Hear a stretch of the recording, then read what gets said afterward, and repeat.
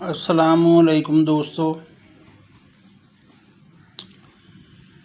علامہ اقبال کا ایک شعر ہے، تقلید کی روش سے تو بہتر ہے خودکشی،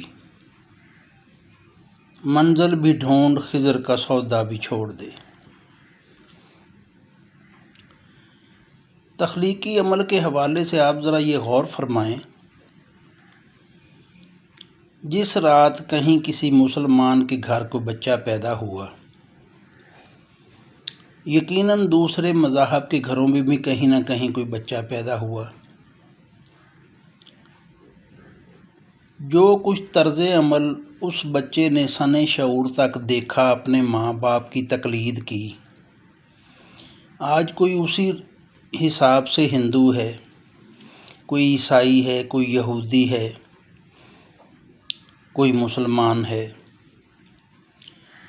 یہ پروردگار کے حکم کے مطابق ہو رہا ہے، سب اس کی مرضی سے ہو رہا ہے، اور پروردگار کسی پر ذرہ برابر ظلم نہیں کرتا۔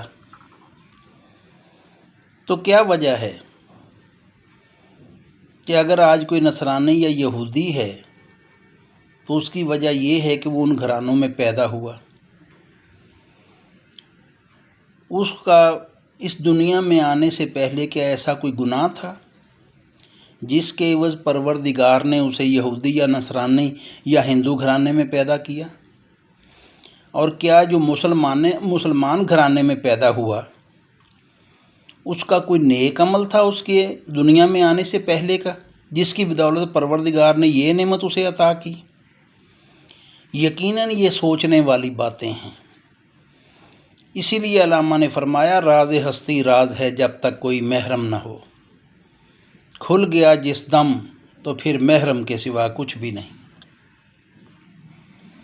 پروردگار قرآن مجید میں ارشاد فرماتا ہے، میں تو تمہارے اندر ہوں، کیا تم دیکھتے نہیں؟ یہ جلوے سب اسی کے ہیں، مگر مذاہب میں تقسیم ہے۔ پروردگار ایک ہے، اللہ ایک ہے سب کا، کوئی کسی نام سے پکارتا ہے اسے، کوئی کسی نام سے پکارتا ہے تو واحد، وحدانیت کا علم بردار۔ انسان سوچے سمجھے کہ آج ہندو گھرانے میں پیدا ہونے والا بچہ اپنے ماں باپ کی تقلید کے سلسلے میں، تقلید کے عوض مندر میں جاتا ہے، اور مسلمان گھرانے میں پیدا ہونے والا نے اپنے ماں باپ کی تقلید کی اور مسجد میں جاتا ہے۔ کچھ تو راز ہے،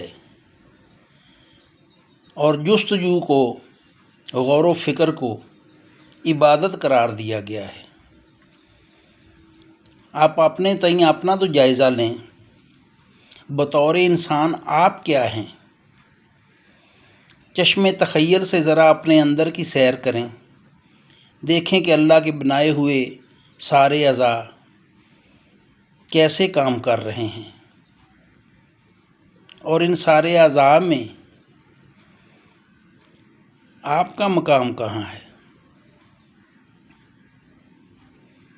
دعوت فکر تو ہر کسی نے دی ہے، پروردگار نے فرما تو دیا ہے، میں تو تمہارے اندر ہوں، کیا تم دیکھتے نہیں؟ اور اے انسان، میں تیری رگے حیات کے قریب ہوں۔ کیا ہم بابا بلے شاہ کے اس شعر کی تقلید کر رہے ہیں کہ اڑدیاں جاندیاں پھڑداں بلیا جڑا گھر بیٹھا انہوں پھڑیا ہی نہیں؟ کیا ہم غور و فکر چھوڑ دیں؟ پروردگار نے جو مقصد تخلیق کائنات تھا کہ میں پہچانا جاؤں، اس کی پہچان چھوڑ دیں؟ اس کی پہچان کے لیے کب وقت نکالیں گے؟ مقام فکر ہے، مہربان سب کو جستجو، تجسس کی اور غور و فکر کی توفیق عطا فرمائے۔ جزاک اللہ خیر، سلامت رہیں۔